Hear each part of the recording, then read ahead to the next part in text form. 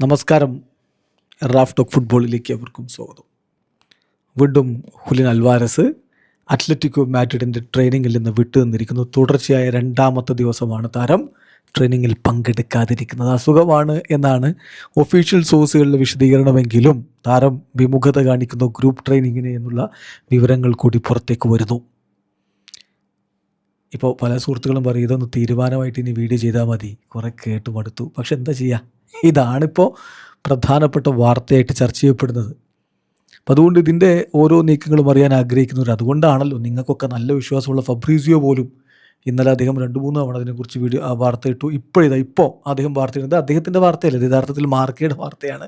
മാർക്കയെ quote ചെയ്തുകൊണ്ട് തന്നെ നിങ്ങൾക്കേറെ വിശ്വാസമുള്ള Italian football journalist Fabricio Romano ഏറ്റവും പുതുതായിട്ട് ഹൂലിയനെ കുറിച്ച് റിപ്പോർട്ട് ചെയ്യുന്നത്, ഒരിക്കൽ കൂടി പറയുന്നത് മാർക്കയുടെ റിപ്പോർട്ടാണ്. അവരെ കോട്ട് ചെയ്തുകൊണ്ട് അദ്ദേഹം റിപ്പോർട്ട് ചെയ്യുന്നു, Julian Alvarez has missed training for the second consecutive day. തുടർച്ചയായ രണ്ടാമത്തെ ദിവസം ഹുലിൻ അൽവാരസ് ഇതാ അത്ലറ്റിക്കോ മാഡ്രിഡിൻ്റെ ട്രെയിനിങ് മിസ് ചെയ്തിരിക്കുകയാണ്. അൽവാരസ് പറഞ്ഞിരിക്കുന്നത് feels unwell and unable to train with the group. അത്ര സുഖകരമല്ല, തനിക്ക് സുഖമില്ല, അതുപോലെ തന്നെ ഗ്രൂപ്പിനോടൊപ്പം ടീമിനോടൊപ്പം ഒരുമിച്ച് ട്രെയിനിങ് ചെയ്യാൻ കഴിയില്ല എന്ന് അദ്ദേഹം അറിയിച്ചിരിക്കുന്നു എന്നാണ് ഫബ്രീസിയോ മാർക്കയെ കോട്ട് ചെയ്തുകൊണ്ട് റിപ്പോർട്ട് ചെയ്യുന്നത്. മാർക്ക വളരെ കൃത്യമായിട്ട് ഈ കാര്യങ്ങൾ വിശദീകരിച്ച് തന്നെ പറയുന്നുണ്ട്. Julian Alvarez misses Atletico Madrid training. അദ്ദേഹം വളരെ കൃത്യമായിട്ട് പറയുന്നു he is unable to train with the group. അപ്പോൾ ഇതിലുള്ള പ്രധാനപ്പെട്ട കാര്യം, ഇനി ഹൂലിയൻ്റെ മുമ്പിൽ 2 കാര്യങ്ങളേ ഉള്ളൂ.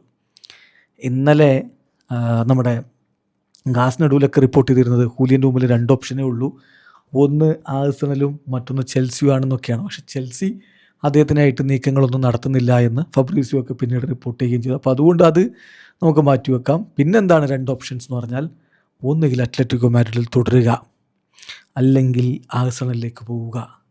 0% ചാൻസാണ് ബാഴ്സലോണക്ക് താരത്തെ കൊടുക്കാൻ എന്നുള്ള നിലപാടിലൊരു മാറ്റവും വരുത്താതെ നിൽക്കുകയാണ് അത്ലറ്റിക്കോ മാഡ്രിഡ്. സ്പോർട്ടക്കാരൻ റിപ്പോർട്ട് ചെയ്യുന്നുണ്ട്, Julian Alvarez is now phasing A major decision over his future with Atletico still refusing to sell him to Barcelona this summer.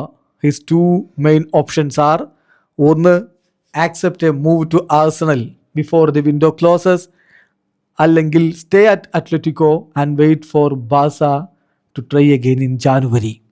For now, Julian's priority remains Barcelona.